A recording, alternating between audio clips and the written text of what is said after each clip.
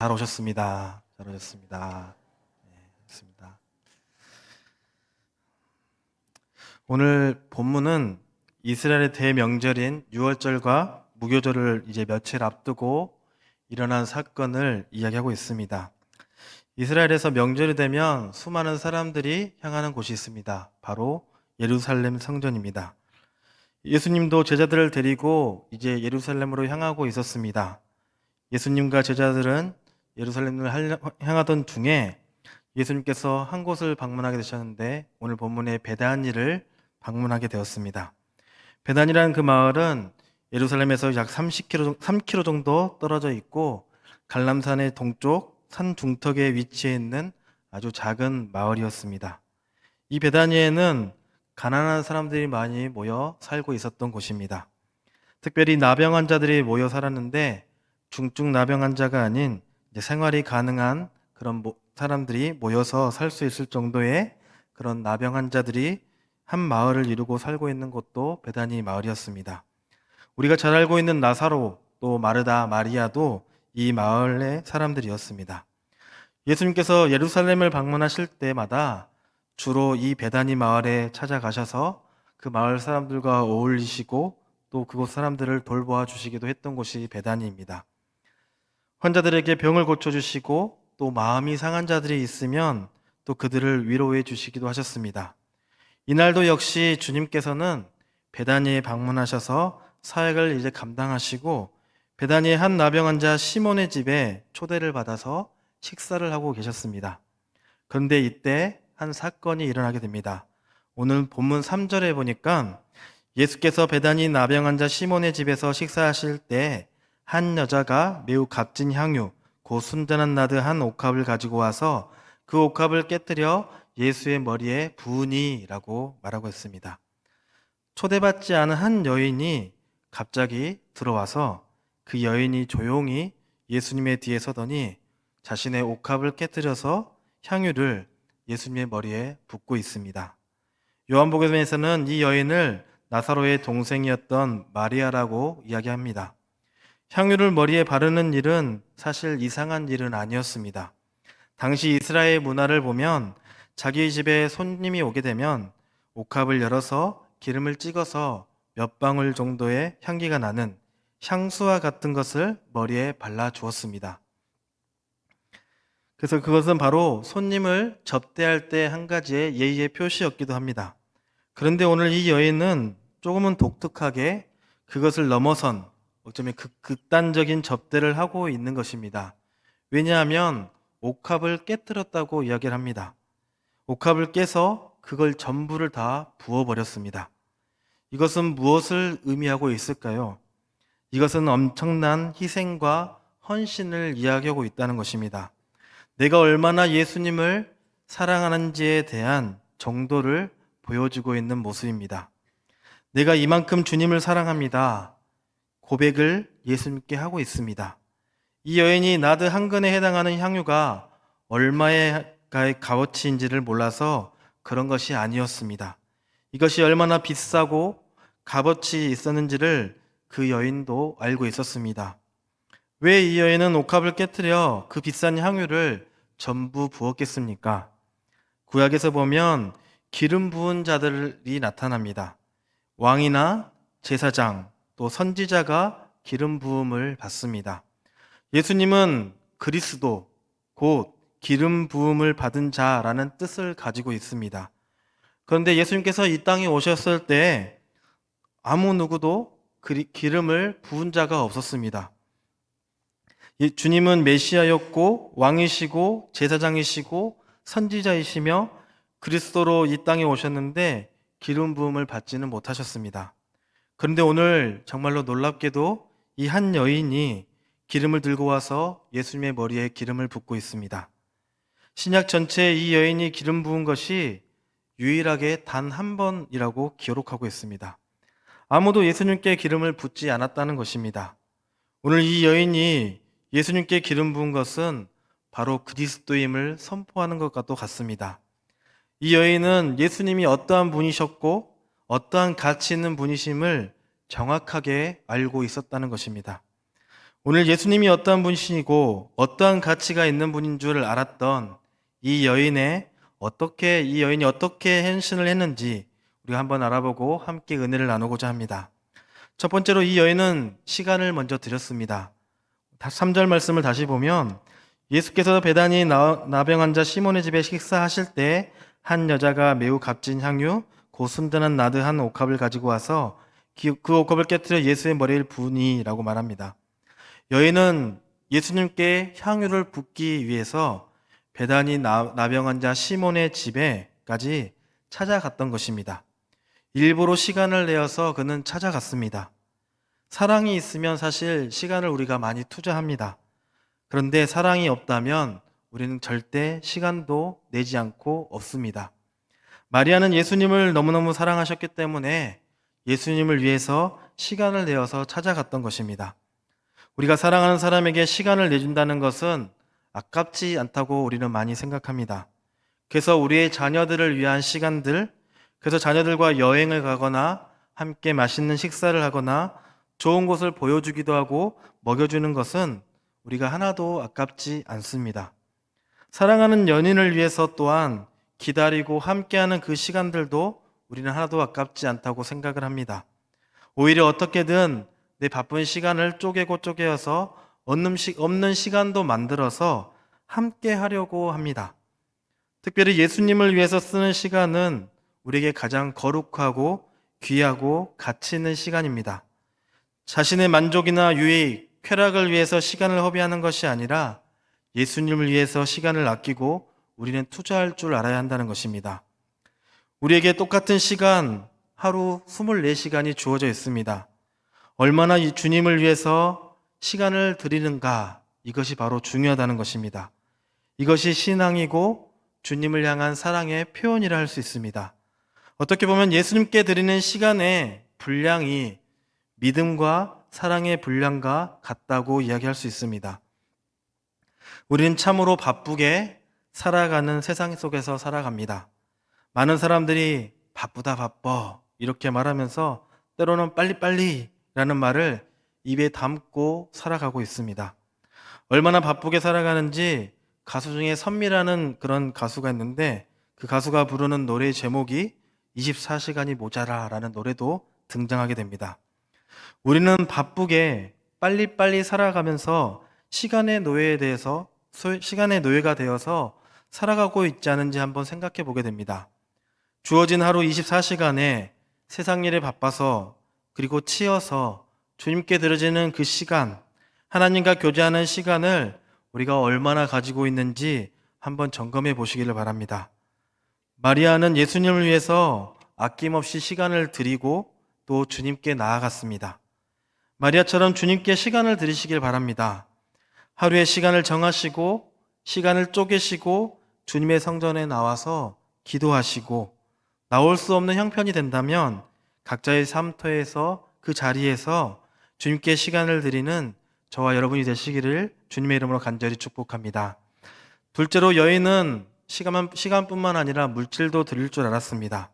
3절 하반절에 보면 한 여자가 매우 값진 향유 곧 순전한 나드 한 옥합을 가지고 와서 그 옥합을 깨뜨려 예수의 머리 부으니라고 말하며 5절에서는 이 향유를 300데나리온 이상에 팔아 가난한 자들에게 줄 수 없었겠느냐 하며 이 여자를 책망하는지라라고 표현하고 있습니다.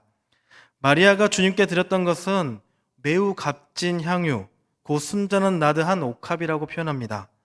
당시에 어떤 향유는 포도주를 섞어서 팔기도 했는데 예수님께 부은 향유는 순수하고도 완전히 정제된 고급 향유였다는 것입니다. 여기서 나드는 향나무의 뿌리에서 추출되는 향기로운 방향성 식물에서 추출한 액체를 가리킵니다. 이 향나무는 이스라엘에서 자라지 않고 히말리아 산맥에서 또 인도에서 자라기 때문에 이것을 수입을 해야 했습니다.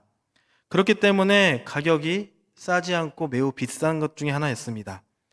5절에 보니까 마리아가 부었던 이 향유를 돈으로 가치에 따져보면 300데나리온 이상이라고 표현하고 있습니다. 이제 많이들 들어보셨을 텐데 당시 일반 노동자들의 하루 품삯이 얼마라고 했습니까? 바로 1데나리온이라고 했습니다. 그래서 300데나리온 이상은 한 노동자의 1년 연봉과도 같은 큰 액수였다는 것입니다. 당시의 여인들은 결혼하기 위해서 결혼 지참금을 준비를 해야 했습니다. 부잣집 여인들이었다면 물론 결혼 지참금을 자기가 준비하지 않고 부모님들이 준비해 주었겠지만 이곳 베다니는 부잣집이 아니었습니다. 부잣집 여인이 아닌 가난한 여인들이 많았기 때문에 시집을 갈 때까지 조금씩 결혼 지참금을 모았습니다. 여인들은 변하지 않는 가치를 가진 향유를 조금씩 구입해서 옥합에다가 채워서 결혼 지참금을 준비하기도 했습니다. 그래서 이 여인이 옥합을 채운 향유는 엄청난 양이었고 굉장한 가치였다는 것입니다. 이 한 여인이 순전한 나드 한 옥합을 다 예수님의 머리에 부었다는 것은 어쩌면 저는 이제 시집을 가지지 않아도 좋습니다 라는 표현인 것 같습니다. 결혼이라는 것을 이제 포기할 정도로 예수님께 다 부어드립니다 라는 예수님을 향한 이 여인의 순결한 사랑의 표시와도 같습니다. 이 여인이 가지고 있는 전 재산과 다름없는 엄청난 금액을 예수님의 머리에 그것도 한 번에 쏟아 부어 버렸던 것입니다. 그리고 이 옥합은 값비싼 기름이나 향유를 넣어두는 병인데 옥합을 깨뜨렸다는 것은 이 표현은 예수님께만 사용하고 다른 용도로는 사용하지 않겠다는 구별된 의미도 가지고 있습니다. 예수님을 이 세상의 무엇과도 비교할 수 없는 바로 최고의 가치, 최고의 존재로 그는 인정했다는 것입니다. 세상 사람들이 보면 참 바보 같다라고 표현할 수도 있습니다. 창세기 26장에 보면 이 여인과 같은 사람이 또 나옵니다. 바로 아브라함의 아들 이삭의 이야기입니다. 창세기 26장에서 이삭이 7번이나 우물을 판 이야기가 바로 창세기 26장에 나타납니다. 중동에서는 우물이 정말로 대단히 중요합니다. 우물 하나로 인해서 부족 간의 전쟁이 일어날 정도입니다. 왜냐하면 우물 하나 파기가 너무도 어려웠기 때문입니다. 그러나 이삭은 그렇게 파기 힘든 우물을 무려 7개나 팠다고 기록하고 있습니다. 이삭이 왜 이렇게 많은 우물을 파게 되었을까요? 그 이유는 이삭이 판 우물을 불량한 이웃들이 빼앗으려 했기 때문이었습니다. 그러나 이삭은 이웃이 부당하게 우물을 빼앗으려 할 때 싸우지 않고 변명하지 않고 조용히 양보하고 물러서기를 거듭하게 됩니다. 주위 사람들이 이삭이 판 우물이 자기 것이라고 부당하게 주장할 때마다 이삭은 조용히 물러서 다른 골짜기로 가서 그 파기 어려운 우물을 다시 파기 시작합니다. 양보하고 조용히 물러서기를 계속하다 보니까 이삭은 하나로 파기 어렵던 그 우물을 7개나 우물을 파게 됩니다. 그런데 양보하고 물러선 이삭은 가는 곳마다 하는 일마다 잘되고 복되게 됩니다. 하지만 우물을 빼앗은 사람들은 하늘님마다 잘 되지 않습니다. 묵묵히 바보처럼 우물을 파는데 열중했던 이삭은 하나님의 복을 받았고 우물을 빼앗는데 열중했던 사람들은 재난과 고난의 삶을 살아갔던 것입니다. 이삭은 우물이라는 그 물질을 바라보지 않고 그냥 주님께 집중하며 바보처럼 우물을 팠던 것입니다. 여인도 역시 300데나리온은 그 이상이라는 것을 주님께 드리고 있습니다. 자신의 모든 것을 어떤 것도 계산하지 않고 그 여인은 드렸습니다. 왜냐하면 주님이 어떠한 분이신지 이 여인은 알고 있었기 때문입니다. 하지만 이 여인을 향해 사람들은 화를 내고 책망하고 있습니다. 오늘 본문 4절과 5절 말씀에 보면 어떤 사람들이 화를 내어 서로 말하되 어찌하여 이 향유를 허비하는가? 이 향유를 300데나리온 이상에 팔아 가난한 자들에게 줄 수 있겠었겠다라 하며 그 여자를 책망하는지라 라고 하면서 여러 사람들은 책망하는 사람들이 있었습니다. 사람들이 화를 냈습니다. 그리고 이 여인을 책망까지 합니다. 화를 내고 화를 내다 못해 여인을 책망하고 나무란 이유는 이 향유 옥합이 가지는 금액의 가치를 그들은 보고 있었기 때문입니다. 사람들은 어림잡아 보아도 이 향유가 약 300데나리온 이상처럼 보이는데 이상의 가치가 있다는 것을 그들은 보고 있었습니다. 가난한 집의 한 여인이 이 엄청난 금액을 한순간에 쏟아부었으니 이 사람들이 참 어이가 없고 화가 났던 것입니다. 그리고 화를 낸 내용을 보면 어차피 이 향유를 쏟아 부었다라면 차라리 가난한 사람들에게 나눠주었으면 그들에게 주는 것이 훨씬 더 좋았겠다라고 그들은 생각을 했습니다. 왜냐하면 아까 말씀드린 것처럼 베다니에는 병들고 가난한 사람들이 많기 때문이었습니다. 여기에 이렇게 화를 내는 사람 중에는 예수님의 제자들도 있었습니다. 요한복음에 보면 가룟 유다도 역시 여기에 포함되어 있었고, 가룟 유다도 이 여인의 행위를 보고 화를 내었다고 표현되어 있습니다. 어떻게 보면 이들이 화를 내는 이유를 보면 좀 합당해 보이기도 합니다. 여인의 행위 자체가 너무나 허비한 것처럼 보이기 때문입니다. 그리고 이들이 화를 내는 대상은 여인만이 아니었고 이제는 예수님을 향하여 역시 화를 내고 있습니다. 예수님께서 말리지 않았다는 것입니다. 왜 이 여인이 이렇게 하는 행위를 말리지 않았겠습니까? 왜 침묵하고 계셨겠습니까? 라며 예수님에게 대해도 화를 이렇게 같이 표현합니다. 가룟 유다와 제자들, 사람들이 화를 내는 근본적인 이유는 예수님이 어떠한 분이신지 정확히 알지 못했기 때문이었습니다. 그들의 시선은 그저 예수님이 아니라 향유에만 있었기 때문이었습니다. 오늘 아침에 목사님도 말씀해 주셨는데 빵에 대한 이야기를 하셨죠. 그래서 빵을 자르지 말고 달라고 했는데 빵을 짠 빵이라고 생각하셔가지고 좀 그런 이야기를 하셨습니다. 그 이야기가 좀 비슷한 이야기가 있는데 어느 한 미용실에 머리카락이 하나도 남지 않은 한 손님이 미용실에 들어갔다고 합니다. 미용사는 그 손님을 보고 당황했습니다. 하지만 그래도 손님에게 물어봤습니다. 어떻게 해드릴까요? 라고 물어봤습니다.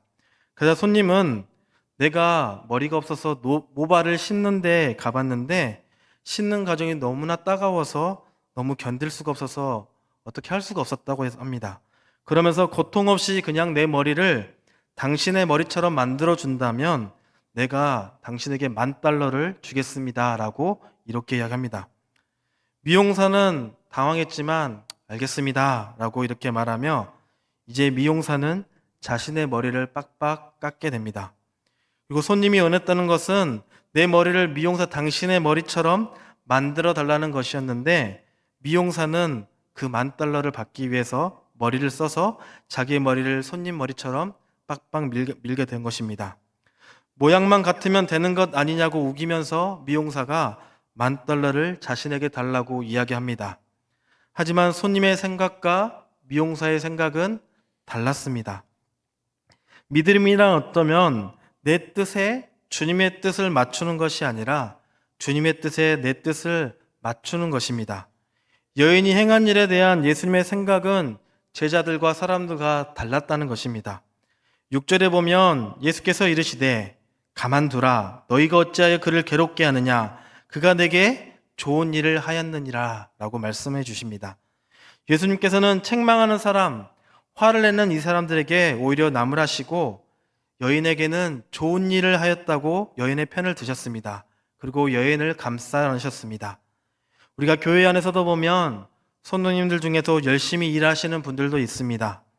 열심히 정말 순수한 마음으로 아무것도 바라지 않고 주님의 몸된 교회를 위해 헌신했는데 여기저기서 수군거리는 소리가 들립니다. 그리고 말도 안 되는 꼬투리를 잡기도 하는 사람이 있습니다. 우리가 그리스도를 위해 헌신을 하는 삶을 살 때 자기와 상관없는 사람들이 그 일을 가지고 나를 책망하고 화를 내는 일이 종종 일어나기도 합니다. 구약에 보면 사울왕이 있는데 그는 사실 처음에 농사를 짓는 사람이었지만 하나님의 은혜로 이스라엘의 최초의 왕이 되었습니다. 사울은 처음에 겸손한 사람이어서 왕으로 부름을 받았습니다. 사울은 자신은 왕이 될 자격이 없다며 그냥 짐꾸러미 속에서 숨어 있다가 불려나와서 왕이 된 사람이 바로 사울 왕입니다. 왕이 되려고 꾀를 구하지도 않았습니다. 사울은 하나님의 은혜로 전장에 나갈 때마다 승승장구한 사람이 사울 왕입니다. 그런데 사울은 전쟁에서 나가 이길 때마다 자기를 위해서 승전비를 세웁니다. 그리고 사울은 하나님의 은혜를 잊어버리고 자신의 잘못을 지적한 제사장 85명을 죽이고 스스로 번제물을 드려 제사를 지내는 일도 하기도 합니다. 그런 사울을 하나님께서는 이제 버리셨습니다. 하나님께서 함께 하실 때는 변변치 않은 농기구를 들고 강한 적을 들과 싸울 때에도 이길 수 있었지만 하나님을 떠나버린 사울은 강한 군대를 가지고 있지만 패하게 됩니다.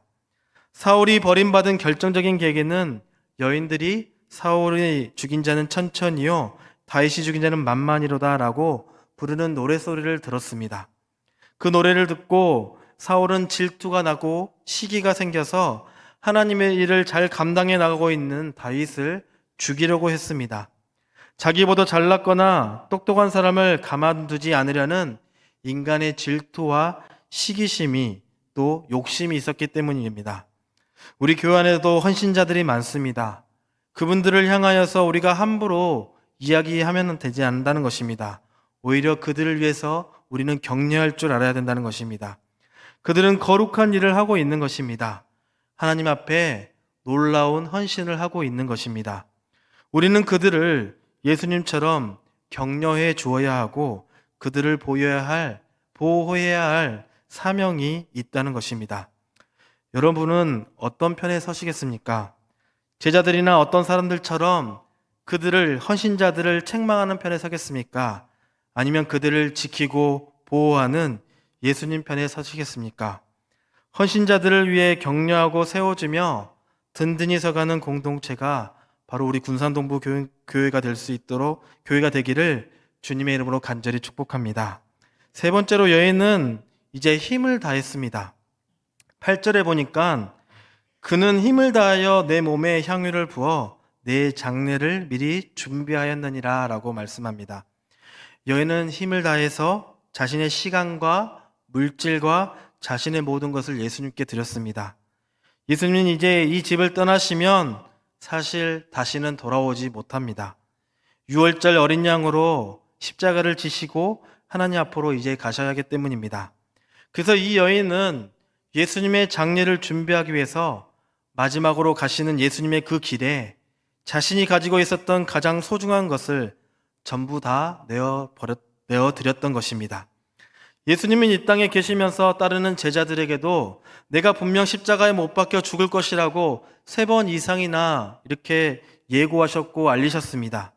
그러나 어떤 제자들도 예수님께서 십자가에 죽으실 것이라는 것에 그것을 마음에 새기는 제자는 아무도 없었습니다. 그러나 먼 발치에서 예수님을 따라다니면서 섬겼던 이 여인은 예수님의 그 말씀을 듣고 마음에 새기고 있었다는 것입니다. 예수님이 십자가에 죽으실 것이라는 그 사실을 알고 이 여인만이 유일하게 예수님의 죽음을 예비했던 것입니다. 우리는 어떻습니까? 예수님을 예비하는 자의 삶을 살고 계십니까? 이 땅에 수많은 사람들이 수많은 복음을 듣고 있지만 그러나 그 많은 복음을 마음에 새기지는 않다는 것입니다. 매번 드려진 예배와 성경 말씀, 신앙의 서적과 또 여러 가지 기독교 방송 매체로 선포되는 그 메시지를 우리가 받아들이고 마음에 새겨야 하지만 그저 듣기만 하고 흘러버리는 경우도 많다는 것입니다. 선포되는 메시지를 마음에 새기고 내가 어떻게 살아가야 할지를 몸부림치는 그 사람을 하나님께서는 찾으시고 계시고 그들의 편에 서시며 좋은 일을 하였다고 칭찬하고 계신다는 것입니다. 9절에 보면 내가 진실로 너에게 이르노니 온 천하에 어디든지 복음이 전파되는 곳에는 이 여자가 행한 일도 말하여 그를 기억하리라 하시니라 라고 말씀합니다. 이 여자가 행한 일, 시간을 드리고 물질을 드리고 힘을 다해서 자신의 모든 것을 드린 그 헌신을 어디서든지 복음이 전파되는 곳에서 주님께서는 기억하라고 말씀하십니다. 그리고 우리가 또 하나 기억해야 할 것은 이 여인은 침묵으로 묵묵히 그 일들을 행했다는 것입니다. 여인이 귀한 것을 드릴 때 여인은 한마디도 하지 않았습니다. 시몬의 집에 들어와서 옥합을 깨뜨렸을 때도 한마디 하지 않았고 사람들이 뭐라고 책망할 때에도 한마디 변명하지 않았습니다. 왜 그렇게 했을까요? 여인에게 있어서 바로 그 섬김은 예수님에게만 집중하고 있었기 때문입니다. 그러니까 자기를 화내고 책망하는 사람들의 말이 이 여인에게는 귀에 들리지 않았다는 것입니다. 한마디도 하지 않는 이 여인의 모습과 닮은 분이 계십니다. 바로 우리 예수님이십니다. 십자가에서 우리의 모든 죄악을 짊어지시고 고통받으실 때 어린 양처럼 한마디도 소리내지 않았던 예수님의 모습이 떠오르게 됩니다. 제자들에게 잊지 않은 모습이 바로 이 여인의 모습에 드러나 있습니다. 이 여인의 모습이 바로 예수님과 참 닮았습니다. 이 여인은 다른 사람이 알아주기 위해 헌신한 것이 아니었습니다. 누군가가 자신을 알아주기 위해 헌신했다면 제자들이 화를 내고 책망할 때 그 여인은 따졌을 것입니다. 내 것으로 내가 알아서 하는데 무슨 상관이냐? 그런데 한마디도 이 여인은 하지 않았습니다. 왜냐하면 당신들에게 알아달라고 내가 한 것이 아니라 주님을 너무 사랑해서 주님께 드린 것이기 때문에 그들의 책망에 대꾸할 필요가 없었던 것입니다. 하나님의 일을 하면서 헌신하는데 주변에서 자꾸 뭐라고 수군대고 있는 것을 듣고 계십니까? 신경 쓰지 마시기 바랍니다. 더욱더 주님께 집중하시고 섬김에 집중하시기를 바랍니다. 주님은 그 섬김을, 그 헌신을 오늘 기억하겠다고 말씀하십니다. 아직도 복음이 선포되는 그곳에 이 여인의 이야기가 선포되고 있습니다. 왜 이 일을 기억하라고 하셨을까요? 왜냐하면 예수님은 잠시 후에 십자가에 못 박히시고 죽으셔야 했기 때문입니다. 그런데 예수님께서 십자가를 짊어질 때 지금까지 걸어온 예수님의 삶을 이제 마무리해야 하는데 그 삶의 유일한 향유를 부은 사람은 이 여인밖에 없었다는 것입니다. 향유를 구해서 예수님을 향기롭게 했던 유일한 헌신자가 바로 이 여인이었습니다. 여인은 예수님의 삶에 향기를 더하는 너무나 멋진 헌신을 드렸던 것입니다. 옷값을 깨뜨리면 다시 주워 담을 수가 없습니다. 온전한 헌신을 통해 예수님의 삶의 향기를 드렸던 이 여인의 아름다운 헌신을 이제 우리가 해야 한다는 것입니다. 우리가 이제 시간을 내어 기도할 줄 알아야 합니다. 주님이 주신 물질을 구별하여 드릴 줄 알아야 합니다. 그리고 힘을 다해서 우리의 전부를 다 드릴 줄 알아야 합니다. 예수님께서 어떠한 분이신 줄 알고 예수님께 헌신한 이 여인이 바로 저와 여러분이 되시기를 주님의로 간절히 축복합니다. 그래서 이곳에 함께 예배를 드리는 우리 모두도 예수님과 많은 사람들이 저와 여러분의 신앙을, 이 헌신을 기억하는 여러분이 되시기를 바랍니다. 사랑하는 군산동북교회 성도 여러분, 요한복음 12장 3절 말씀에 보면 마리아는 지극히 비싼 향유 곧 순전한 나드 한 근을 가져다가 예수의 발에 붓고 자기 머리털로 그 발을 닦으니 향유 냄새가 집에 가득했다라고 표현하고 있습니다. 여인이 옥합을 깨뜨려서 예수님께 드렸더니 향유 냄새가 집에 가득했다라고 말씀합니다. 이렇게 깨뜨림은 잊혀지는 것이 아니라 기억이 된다는 것입니다. 여러분이 깨뜨린다면, 다른 말로 헌신한다면 이 세상은 예수님의 향기로 가득해질 것입니다. 하나님께 봉사하고 헌신된 삶이 허비라고 또 손해라고 생각하고 계십니까? 그것은 절대 허비와 손해가 아닙니다. 우리 하나님은 우리의 헌신을 기억하시고 그냥 내버려 두시는 하나님이 아니십니다. 그 헌신을 분명 기억하시고 놀라운 복을 우리에게 더해 주시는 분이 바로 우리 하나님이십니다. 오늘 이 여인이 행한 일을 사람들은 인정하지 않았지만 예수님은 인정하셨습니다. 여인은 시간과 물질과 온 힘을 다해 최선을 다해서 헌신했습니다. 그리고 하나님과 사람들 앞에 기억되는 사람이 되었습니다. 이제 이 여인처럼 소중한 옥합을 깨뜨리는 삶을 결단하며 살아가는 저와 여러분이 되시고, 특별히 오늘 헌신을 다짐하며 결단하며 나아가며 예배드리는 사남성교회가 되시기를 주님의 이름으로 간절히 축복합니다. 기도하겠습니다. 사랑의 하나님, 감사합니다. 하나님, 주님께서는 제자들에게 십자가의 죽으심을 그토록 말씀하셨지만 제자들은 알지 못하고 자신의 뜻대로 살아가는 것을 보게 됩니다. 하나님, 우리도 주님께서 말씀하시지만 주님의 뜻을 알지 못하고 내 생각대로, 내 마음대로, 때로는 여러 가지 핑계를 달며 살고 있지는 않은지 이 시간 생각해 보면 참으로 두렵기도 합니다. 우리가 하나님의 뜻을 발견하게 하여 주시고 오늘 한 여인이 십자가에 죽으시는 메시아 예수 그리스도를 알아보고 옥합을 깨고 자신의 시간과 소유와 전부를 온 힘을 다해 드린 것처럼 주님께 생명을 다해 헌신하는 우리 모두가 되게 하여 주시옵소서. 이 모든 말씀 우리를 구원하신 우리 주 예수 그리스도의 이름으로 간절히 기도드리옵나이다. 아멘.